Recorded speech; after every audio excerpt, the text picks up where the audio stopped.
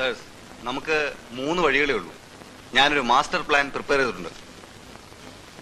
Number 1, ഹോസ്റ്റേഴ്സിനെ ഒളിപ്പിച്ചു വെച്ചിരിക്കുന്ന സങ്കേതത്തെ ഇന്ന് രാത്രി സകല പോലീസ് സന്നാഹത്തോടുകൂടി വളയുക. MSP, KAP, SAP എന്നിവരുടെ സഹായത്തോടുകൂടി അപ്രതീക്ഷിതമായ ഒരു ആക്രമണം അവരെ അമ്പരപ്പിക്കും. സൈമുൾട്ടേനിയസ് ആയി നമുക്ക് നേവിയുടെയോ മറ്റോ ഹെലികോപ്റ്റർ ഉപയോഗിച്ച് കുറച്ചുപേരെ നേരിട്ട് താഴോട്ടിറക്കാം. സണ്ണിലാണല്ലേ? യെസ്. നമ്പർ 2, ഡൽഹിയിൽ നിന്നും മിലിറ്ററിയുടെ സഹായം തേടുക. അവർ വരുമ്പോഴേക്കും തടവുകാരുടെ കഥ കഴിഞ്ഞിരിക്കും. നാളെ രാത്രി 12 മണിക്ക് മുൻപ് ഇതിനൊരു അവസാനം കണ്ടെത്തിയിരിക്കും സാർ.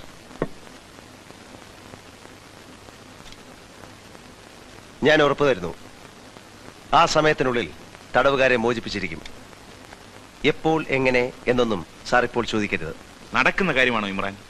അസാധ്യമായ ഒരു കാര്യം നടക്കുമെന്ന് പറഞ്ഞ് സാറിനെ സമാധാനിപ്പിക്കേണ്ട കാര്യം എനിക്കില്ല. അതല്ല ഇമ്രാൻ, എവിടുന്ന് തുടങ്ങണം, എങ്ങനെ വേണമെന്നൊന്നും പറയാൻ പറ്റാത്ത അവസ്ഥയിലല്ലേ നമ്മളിപ്പോൾ? സാർ ധൈര്യമായിട്ടിരിക്കണം. എന്തെങ്കിലും ഒരു ഓപ്പണിംഗ് കിട്ടാതിരിക്കില്ല. പിന്നെ ഇതൊക്കെ നമ്മളാണോ ചെയ്യുന്നത് സാർ?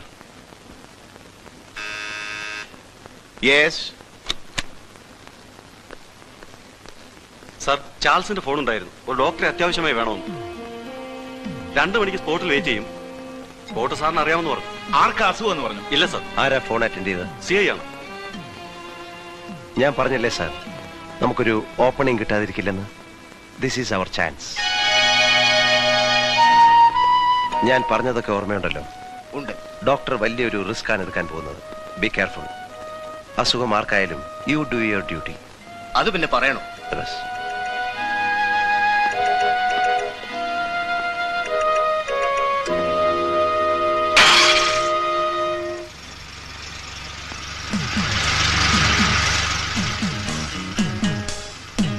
മേനോൻ,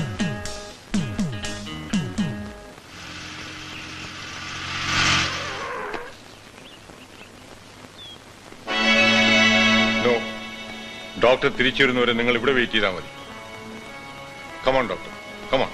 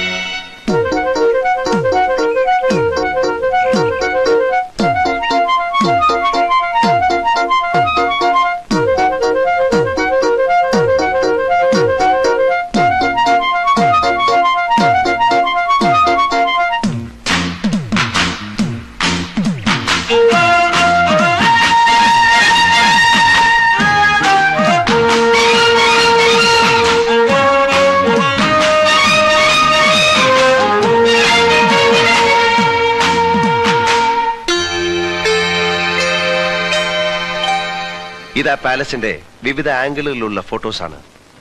പാലസിൽ അവർ അറേഞ്ച് ചെയ്തിരിക്കുന്ന സെക്യൂരിറ്റി മേനോൻ സാർ പറഞ്ഞതിലും വളരെ ശക്തമാണ്. അതുകൊണ്ട് നേരിട്ടുള്ള ഒരു സമീപനം നമുക്ക് സാധ്യമല്ല. ഈ പാലസിന്റെ കൂടുതൽ ഡീറ്റെയിൽസ് എന്തെങ്കിലും സാറിന് അറിയാമോ? ഇവിടുന്ന് കുറച്ച് അകലെയുള്ള ഒരു കോവിലകം വകയാണ് ഇപ്പോഴും ആ പാലസ്. ഒരു കേസ് സംബന്ധമായി ഒരിക്കൽ ഞാൻ അവിടെ പോയിട്ടുണ്ട്. അന്ന് അവിടെ പ്രായം ചെന്നൊരു തമ്പുരാനുണ്ടായിരുന്നു. അദ്ദേഹമാണ് ഞങ്ങൾക്ക് വേണ്ട ഡീറ്റെയിൽസ് ഒക്കെ പറഞ്ഞു തന്നത്.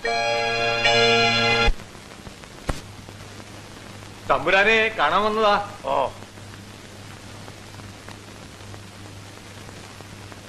ഇരിക്കുക.